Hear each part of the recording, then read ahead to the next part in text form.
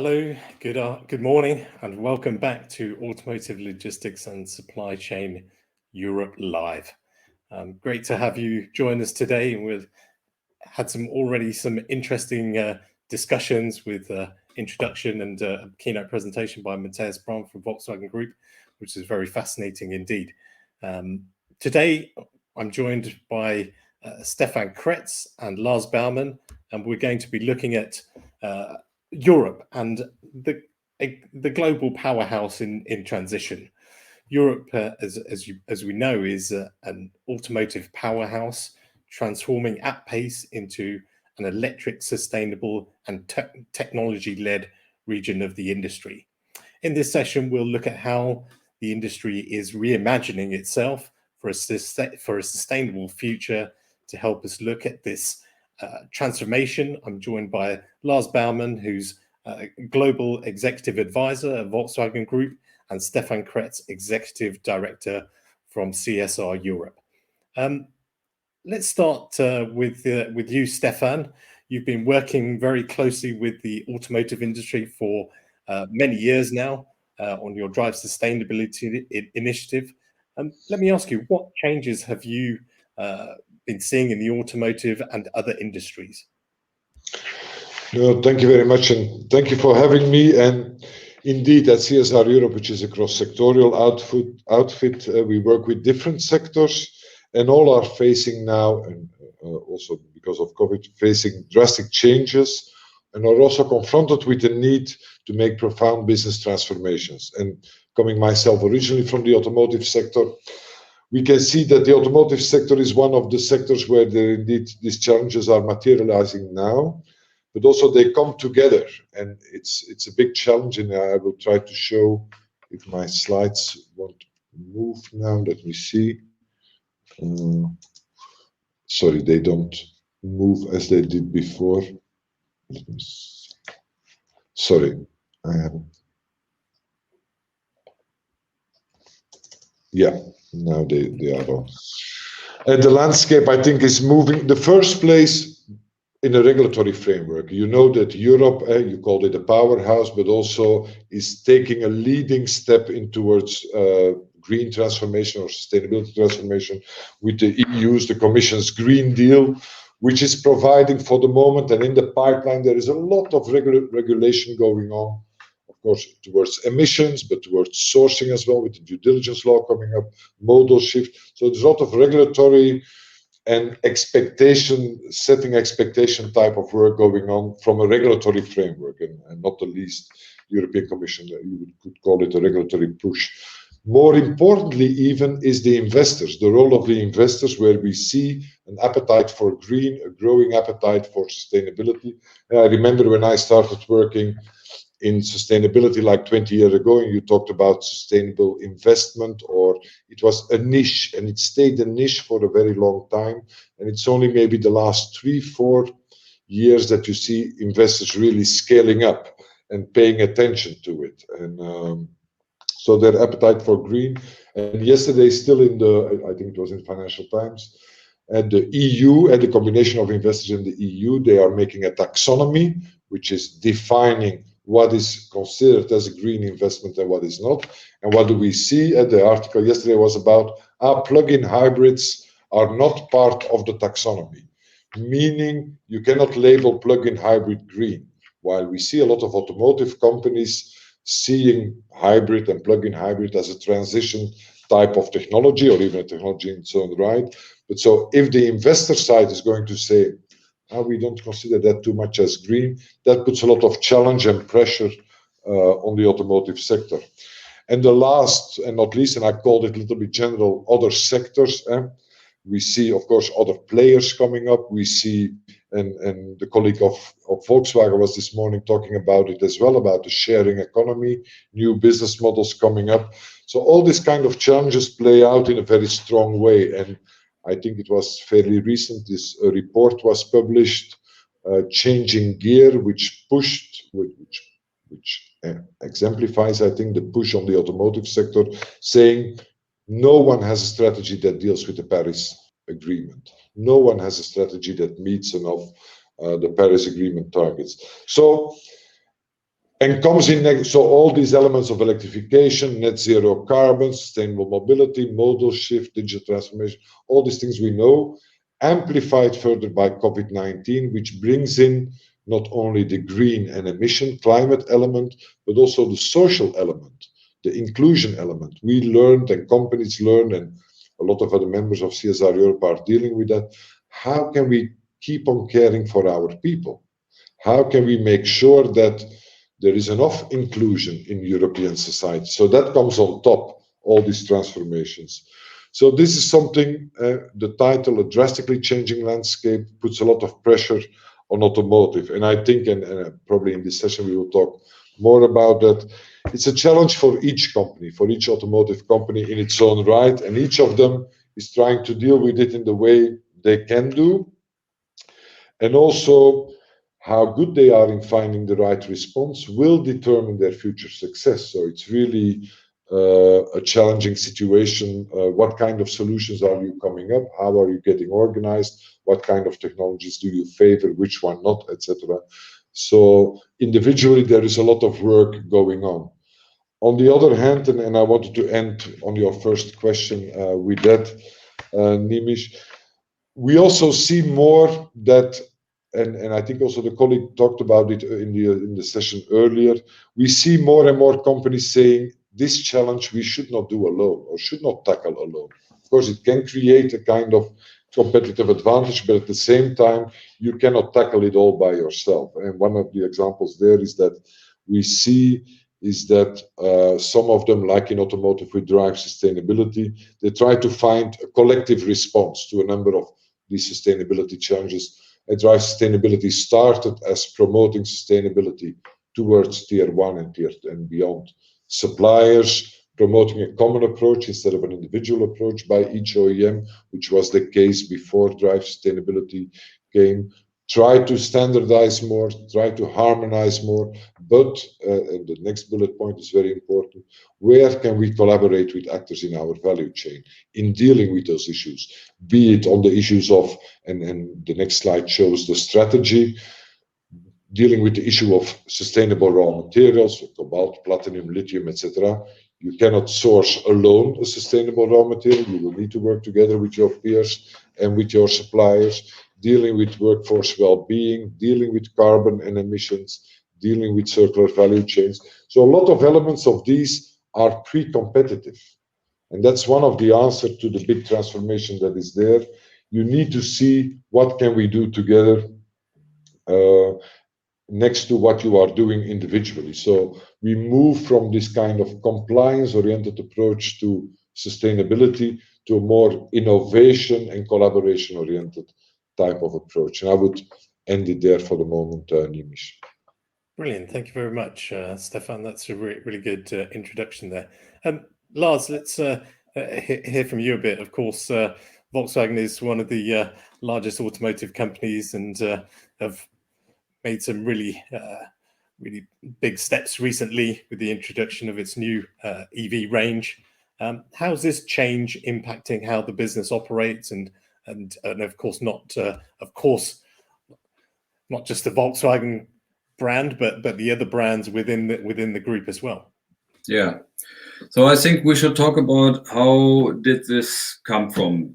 Where did this come from? And I quote the global CEO of the Volkswagen Group, Dr. Herbert Diess, who said exactly 2 years ago, the Paris Agreement is a benchmark for our actions, and we are fully committed to the objective of keeping global warming to less than 2% by 2050.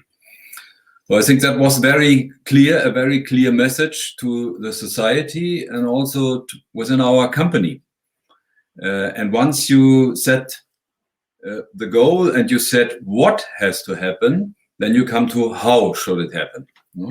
And the how, that is what you mentioned, Neemish, is we are focusing on e-mobility. And we are focusing on e-mobility because this is the technology which is available, which we can roll out today. And to let that happen. There are a lot of other technologies where also a lot of research work is done, but what is available today is the e-mobility. And your question also was, how does the business change? our business was selling cars, and we didn't have to focus so much on how the customer can fill up gas into their cars. This was organized already. This was an existing infrastructure and existing ecosystem. But today we are in a transformation, and you maybe recently saw our global power day, where Volkswagen also made a commitment that we will take care of how will the customer be able to load his car, for example.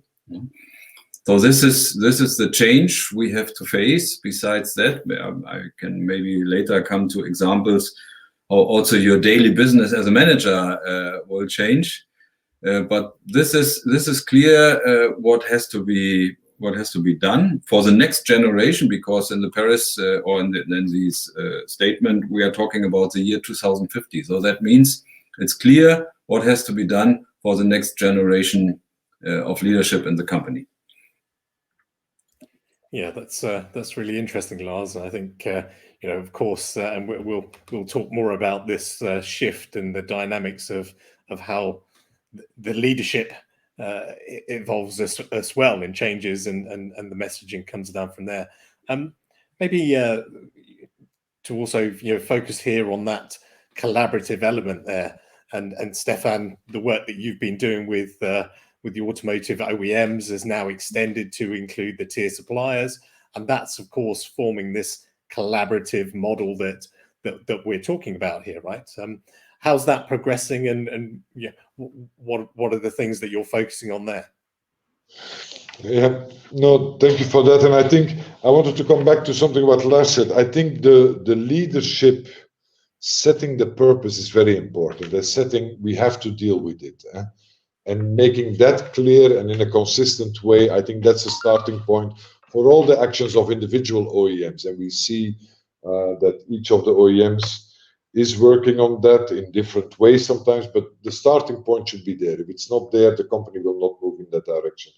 But then also, and Volkswagen is also a member of a partner in Drive Sustainability, a lead partner in Drive Sustainability. All these challenges and not being able to tackle alone. And we started Drive Sustainability as an OEM partnership. We as OEMs, there are 11 OEMs now. You've seen their logos, and maybe if the slides could be put on again, and let me see if I can move them in a decent way again.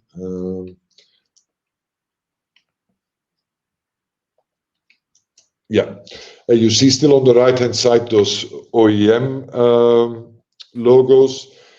It started as something we as a partnership, what we want to expect, what we are going to expect from our tier one suppliers in terms of sustainability compliance, in terms of capacity building on sustainability, in terms of the principles we would like the suppliers to adhere to. A rather top-down initiative from an OEM side in the beginning. That was like 8 or 9 years ago.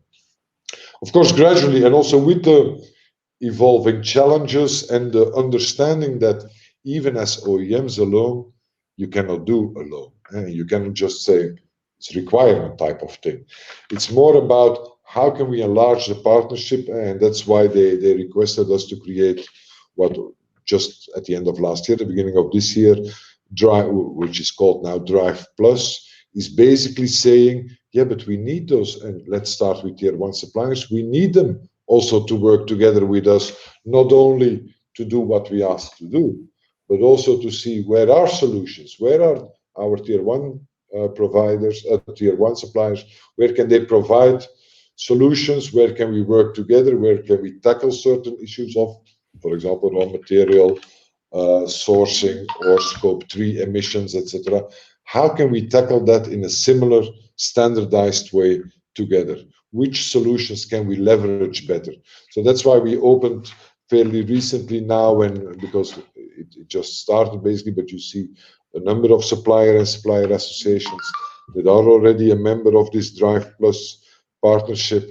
The purpose is, let's collaborate more with Drive Sustainability. Let's create that platform where all specific sustainability topics, raw materials, emissions, circularity, etc. What are we doing? What can we do together? Share and learn is the second element. And let's also make use of the standardized toolboxes that we already have, so we can create sufficient scale on that.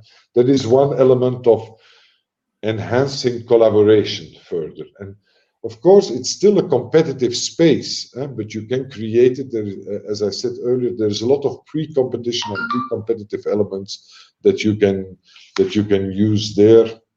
And the way that we shape the program, it's about engagement with each other. It's about, first of all, it gives the tier one suppliers to be consulted in a more structural way on what Drive wants to do on carbon neutrality, on materials, on the guiding principles that we renew every 3 years, etc. So it's a kind of consultation element. But there's also a learning and sharing element through a series of webinars, access to trainings, master classes, etc. That Drive Plus will offer to its participants. So it's to create that community and create a common direction. Because from our experience, and I was a CSR person inside an automotive company, you try to organize it by yourself. You need to invent, how do we do that? Measuring carbon from our suppliers. What kind of standard do we use? And then you see, oh, there are so many standards, so many also consultants who bring standards to you. How can we shape that in a more standardized and a more efficient way? Actually, that's the purpose of Drive sustainability. And if I may immediately give a second example, it came also indirectly out of Drive, although it evolved in a separate structure, which is called Responsible Trucking. It's a collaborative platform at CSR Europe as well. Within Drive, we had the discussions, the issue, and in Europe, there was this discussion about truck driving and about the social situation of truck drivers. So a very practical social issue, as sometimes when we talk about sustainability, we think about child labor or forced labor or issues in the ICT sector or forced labor in mining, etc. But also within Europe, the truck drivers every day on the road who transport our cars, who transport our goods, who transport our furniture, whatever.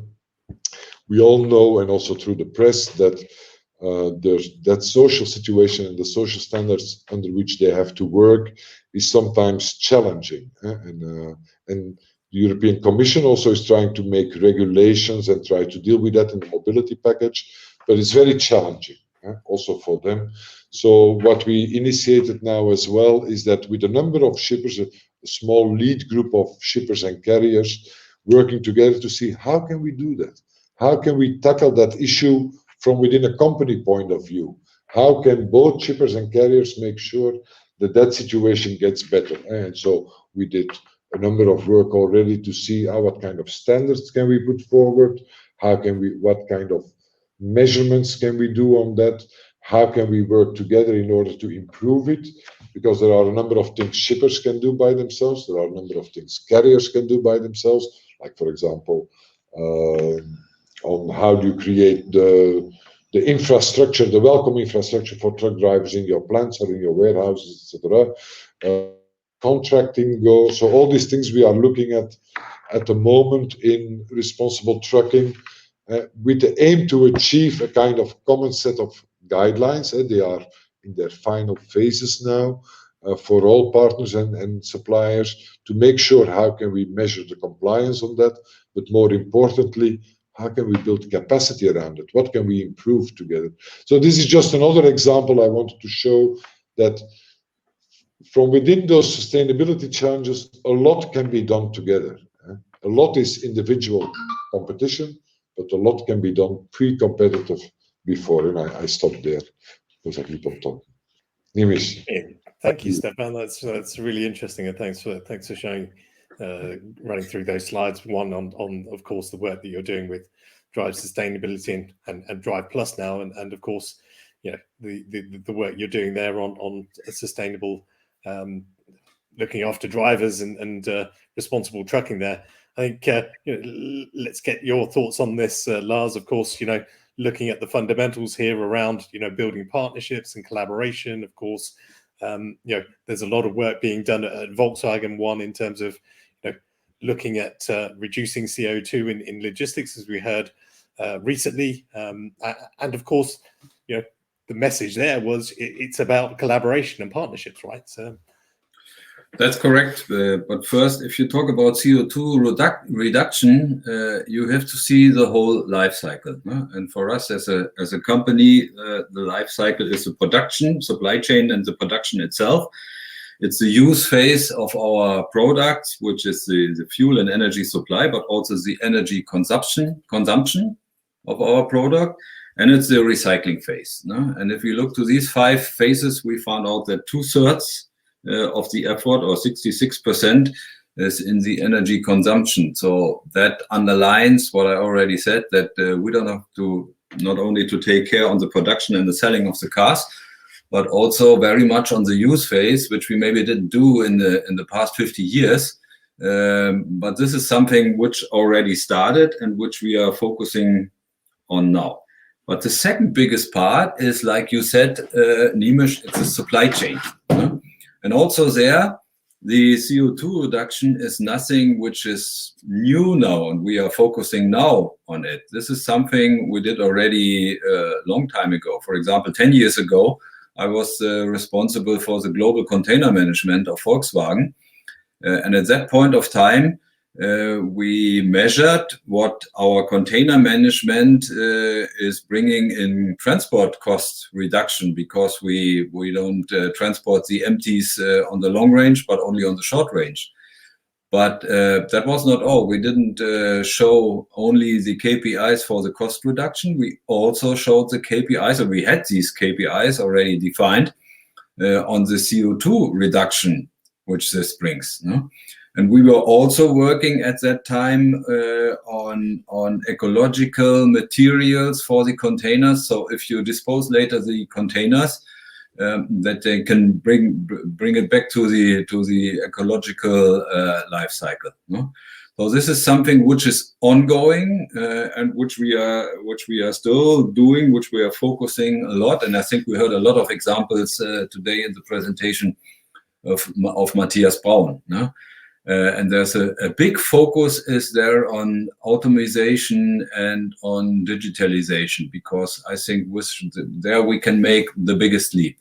And always when you implement automation and digitalization, you are changing the way people work. So the difficulty always is in implementing new technologies is getting the people on board, taking the people with you in this transformation. So I would say these are the priorities. Yeah, absolutely. Thanks, Steph. Thanks, Lars, for that. I think this is the challenging part of this dynamic shift, right, and the change. So we talk about high level strategies, but and of course offsetting carbon, or greenwashing, as we talk about, to actually practical implementations, right? And whether that's materials, collaboration, looking further down the supply chain, that's priority 3, because our priorities is our focus is the avoidance, the reduction, and the compensation. So first is avoidance, and if you can't avoid it, then you have to reduce it. And if both is not possible, then comes on the third priority, the compensation. Yeah. What are you finding, Stefan, in if we put it in that kind of framework there, as Lars outlined? No, I agree with that, and that's the approach that is favored. But I wanted to come back maybe on the point on, you have to do it in the end with people, all this transition. And that is not, and especially in corporate offices, you can define directions. And of course, a CEO can set direction very high level, and then his middle management has to start rolling it out. But then your people have to do, and that is not so straightforward and easy. And when we look in some other work we are doing in CSR Europe on HR and digitalization on that topic, and the need for upskilling and reskilling of the workforce in order to drive to make possible the change you want to drive, changing the way of working, acquiring new skills, etc. What we see is that, and we are running a big program with the JP Morgan Foundation on that in 4 countries. And I think it's around 30 or 40 companies who are involved in that from different sectors, is that this upskilling and reskilling challenge, and especially towards the more vulnerable groups, and earlier they were talking about white collar and blue collar workers, is very challenging. And HR in general, human resources function inside the company might not be totally ready in dealing with that, because we have standard human resource type of approaches, which looks at skilling a lot for the already highly qualified staff, less so for the maybe less qualified staff, but especially also not reskilling towards the new jobs that are coming. And what we have seen in the past is, and I can only talk about what I see closest in Belgium, for example, layoffs of an older workforce or a differently skilled workforce to be replaced by a younger, more digital savvy workforce. That with an inclusive Europe is very difficult. So that's why I said in the beginning, this inclusion element becomes a big challenge. And I think that, or what we notice from that JP Morgan work we are doing, is that human resources functions, if we want to make these transitions, you will need to bring them on board. They will need to apply different processes, different type of learnings, and how human resources gets closer into the business division who are making those transformations, be it in logistics, be it in manufacturing, be it in also marketing and sales, but maybe in logistics and manufacturing. If HR is too far away from that, they will miss the boat. And so there's a big risk there, and it's I think also for the automotive sector, because the transition from internal combustion to electric is really a big manufacturing impact. How are we going to deal with that is one of the major challenges. And what's the role? Then we look at what's the role of human resources, becomes much more strategic and determinative in a certain way. Well, it's not only human resources, I would say. If you want the people to change, you have to change yourself. You have to lead by example. No? And I have an example there. When 7-8 years ago, you know that I was responsible for the IT for production and logistics. And we started in making IT projects agile, no? With Scrum and new methods. And so the project teams started to change there, but we as a management team, we still worked like we worked before. We had our meeting once a week, and mostly we were looking to the past. What went wrong last week? You know? And sometimes you were talking about projects and, okay, new project, we need a new project. This will last 3 years. And we try to describe how the future in 3 years will look like, which nobody knew. No? And then we started to change that and said, okay, we also have to work in our management team in an agile way. So the first thing we changed was we didn't had 1 meeting per week. We made 2. On Monday morning and on Friday in the afternoon. On Monday morning, we made our planning and said, okay, what will we do this week? We are talking about this week. No? So everybody was describing which activities he will have this week. And on Friday afternoon, you had a meeting which was called review. And then you said, okay, what did we do? And what went good? What went not so good? And what can we learn for the future? No? And then after, this was a process. This took a lot of time. After some time, you noticed, okay, I have a lot of activities this week. I have a workshop. I have a meeting with the board, and I have this and that. But then you changed, instead of looking to the activities, you describe what do I want to achieve. No? So today is Monday, and what is different on Friday due to my activities? No? And that was really interesting because in the first time you found out, okay, I have a lot of activities this week. I worked 12 to 13 hours every day. But on Friday you found out, okay, but I achieved nothing. No? Nothing has changed. I only worked 70 hours, but nothing has changed. No? So this is an example how new methods in technology should also be overtaken into the management, and how you can lead by example in showing the people, okay, we also make errors. Not everything is fine, but we also started to change our behavior.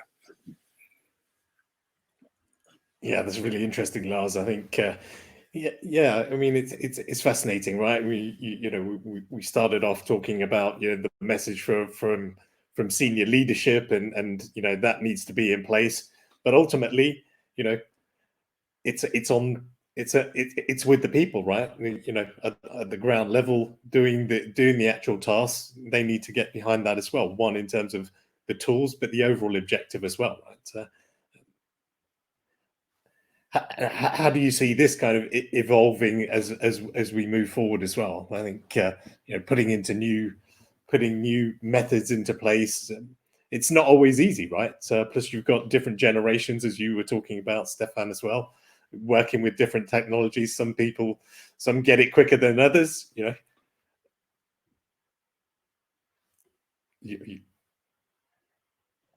No, and I think, but that is why I think, given the size of the transformation needed, given the pressure, and the pressure is really high, I think, on automotive, and it's not a make or break decade, but it comes close to it, and for a number of car makers, it will be like that. So the challenge is very big, and we are only human, as well, and also organizations, they transform not easily, especially bigger organizations, but also. So how do you make sure you can leverage, and that's the premise of CSR Europe, of course, how you can make sure you can move as fast as possible with the best technology, with the best insight, with the best understanding of what are the expectations outside and how to react to them. So that's why we are a strong believer that exactly given this sustainability push, and it's not a negative thing, it's or the sustainable. Finally, and when I talked about the investors that now, 20 years ago or 10 years ago, talking about sustainable investment, it was this little 2%, and you could show that the return on investment was always better, but no one took care of it. Now BlackRock every year writes a letter about sustainability, which is very new. But so it's good that for an organization as CSR Europe, but I think also not only CSR Europe, but I think also each individual company is much more embedded in automotive, but also in other sectors, in mining, in retail, etc. Has embedding sustainability on the agenda, but at the same time, how to do it is then a matter of, you don't have to invent the wheel yourself. Tackle it all by yourself. And there comes in an efficiency, I think, if you do it more together, to the extent that you can do it. And we also see, because there always pops up the question, is this not in violation of anti-competition laws, of competition laws or not? And we work close with specialized lawyers on that. We also see a moving understanding from, for example, the EU competition people saying, on the sustainability agenda, we should allow much more collaboration and not be so afraid of it, of doing that. So I think that is moving, and at the same time, competition will increase, and at the same time, collaboration will increase. And not only in a one-to-one or with my supplier or within my value chain, but throughout the value chain. And we, as Drive, we engaged, for example, over the past 3-4 years, I think, 4 years, with the rubber sector, with the tire sector, very much on what can you set up to create more sustainability in the rubber product, in the natural rubber production, etc. We are doing projects on tire and road wear particles, where again, the tire makers, the road makers, the car makers come together, trying to tackle those issues, because the commission or the expectation is, don't avoid it or reduce it, etc. Those kind of things play, and you can solve them better collaboratively than alone. And there also technology plays a big role, I would say, because collaboration goes along with communication. And I have also an example of my own family there. You know that I am working already 40 years for the Volkswagen Group, mainly in logistics and IT. And now at the moment, I left my operative duties in Wolfsburg, and I went with my wife to Mexico. So I'm based in Mexico now, and I have a lot to do with international communication. And since I'm working in the second generation in Volkswagen already, I have an example of my father who also worked for Volkswagen, and he was also sent to Mexico in the beginning of the 70s. And how did that work? They sent him for 6 months for a project to Mexico, and communication was organized like the following. He could write letters to his boss in Wolfsburg, and he could also receive letters from his boss in Wolfsburg. Once a month, he was allowed to make a phone call to my mother, to his wife, because this was very, very expensive and technological-wise also very difficult. No? And regarding his project, he wrote a status report. He sent that to his boss in Wolfsburg. The letter took 2 weeks to get there. Then his boss wrote an answer, and after another 2 weeks, he got the answer. So 4 weeks. No? And that changed already a lot when I was the first time in Mexico in the 90s. We had email. No? And this was also good because then you could send an email and the recipient had it on the same day or on the other day, because you also have to see there's a time difference of 7 hours. No? So this was like 1 question, 1 answer per day. No? And in the evening in Mexico, you wrote a question. And in the morning, you had the answer, because during the day when you were sleeping, somebody was answering that. But today, this is also again different, because today you don't do it via email, you communicate via social media, and this is real-time communication. So if I'm not able to sleep in the night, I can just take my iPad and I go on LinkedIn and I can communicate. I can passively communicate by liking something, or more actively by commenting something, and I can also write messages. No? And all of that is real time. No? So these are the technical possibilities, and this is also changing the way of collaboration, because what I described in the 90s, this was more or less in one company, in your own company. No? But now you are communicating, like we here, over in the society, no? with a lot of stakeholders of the society, and with your partners in the process. Yeah, how times have changed. If I made it sound sometimes a little bit like paradise, Lars, the way you described it now. Exactly. I just want to kind of have a look at some questions that have come in, and one question for you, Stefan, I think, is CSR also working with transporters on sustainability? And another question we have here is, maybe for both, what benefits would bring a standardized product lifecycle analysis tool that gives you the possibility to compare different logistics solutions in regards to sustainability in your initiative? So a couple of questions there. I think maybe we'll start with you, Stefan. One, yes, on the transport sector. Yes, of course, and the example of responsible trucking is the answer to that. I think it starts now. There's the first initiative we take specifically with the transport sector, and then also with their customers, and that focuses now on social standards, and that is the specific focus. But yeah, it can evolve also to other topics. That depends on what the partners in those projects want to do, basically. So yes, the answer to that is, first question is yes.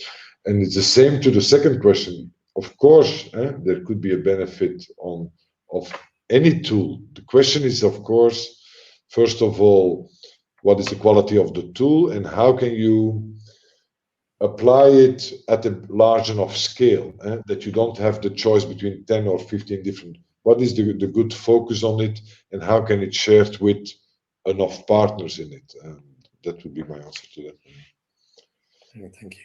I guess Volkswagen, maybe my answer to the second question is when I was in my role here in Wolfsburg still last year, I got about 80 emails per day only with offers of tools which we can use. So the main challenge really is to have an overview there, and you're not able to analyze all of these offers which we receive every day. So it's the other way around. You should be active and look to the market, what is there and what is really suitable for us. And that's sometimes not so good understandable for the people, because they said, hey, I sent you an email, but you didn't react. Okay. And I have to answer, yes, I get 80 of these emails per day. But that is something we do, for example, in Drive Sustainability. We look a lot into all these kind of tools. We are looking for the moment in life cycle tools. We are looking into carbon emission measurement tools in production. We are looking into raw materials mining standards. And one of the things we do on behalf of the Drive partners is then to benchmark basically those tools in terms of the content, the scope, usability, etc. So it becomes easier to deal with that, and that's one of the advantages of doing that together, because you get a lot of these mails. That is, and that's also good, because there is innovation also in the tools, etc. So we make kind of criteria, and then we can benchmark and see what can we use collectively. Yeah, and then you have to implement it, and then it comes to what we discussed before. You have to take the people with you, because it's not working like you're a board member and you said, I was in plant X and I saw a nice tool. I want that all over the world. Please execute that project and tell me in 1 week how far you are. So, but that's the way it's working. No? But that's also why we call that Drive and all the collaborative projects CSR Europe sets up. We don't call it membership type of things, because that's a kind of, it's a partnership model where who is involved? They are the purchasing, planning, purchasing, sustainability people of the OEMs, but the people in purchasing, the ones who have to use those tools and implement them. And they are very close to this, setting up the criteria, the benchmarking, and then in the end, on some areas we decided to use a common tool, then to implement it and to bring and to improve it further, and then to bring it to tier 1 suppliers, etc. So it's this type of, you have to create for that issue, Lars, create that involvement. You cannot do it from an outside. Here is something good, do it, because something good will not work. It must come out of the own company, and it's very difficult if you want to implement, or if you need something, if you need a better collaboration between purchasing, logistics, and quality assurance, for example, then it doesn't help you that purchasing, logistics, and quality assurance, everybody of them has their own IT strategy. Exactly. You won't find a solution for that in that case. Exactly. Well, thank you. We're drawing to an end of the session and coming to time. So maybe I'll just finish with one quick question to you both. What's the one thing that you want to see change this year? Just headline. Let's start with you, Stefan. I was hoping you would go to Lars, but you come well, we can go to Lars first, but I'll give you some time to think about it. No, it's okay. That's okay. I think from the perspective of the company where I'm working in, what I would really like to see changed, and I think that's already on the way, is to find out that e-mobility is the right solution to react to our climate goals. And just recently we heard the news that everything is getting worse, so we have to even speed up, and maybe the Paris goals are not enough. We maybe really have to find harder goals there. So we have to get into action and use the technology which is available on the market to let that happen. This is what I would like to see changed this year. I think I have maybe two. One, since this is a logistics and automotive conference, I would like to see a large coalition now on carriers and shippers joining on that standards for truck drivers. Let's tackle something close to house at scale. I think those leaders that are in that group now created something very valuable. So let's make that a coalition at a big scale. But in more general, what I would like to see change, and I'm a little bit worried in that sense with both the investor side and the regulator side, is that we have to get out of the black and white thinking. Yes, there is an urgency. Yes, we want to deal with those expectations. We need to tackle it. But it's not a matter of what is good or what is bad, but it's a matter of how do we make as fast as possible together the transition. That is more important. I think invest also in gray transitions, in things that go from brown, gray to green, and not only in the green. And there is and it requires, and that's maybe the wish, is leaders lead and staff engage and really engage with each other. That would be, but that's all a little bit missionary type of talking. Brilliant. Thank you very much, and thank you very much for joining this session today, Stefan, Lars. Appreciate it was a fascinating discussion. Appreciate your support. We'll close the session now and take a short break. The next session will start at 11 a.m.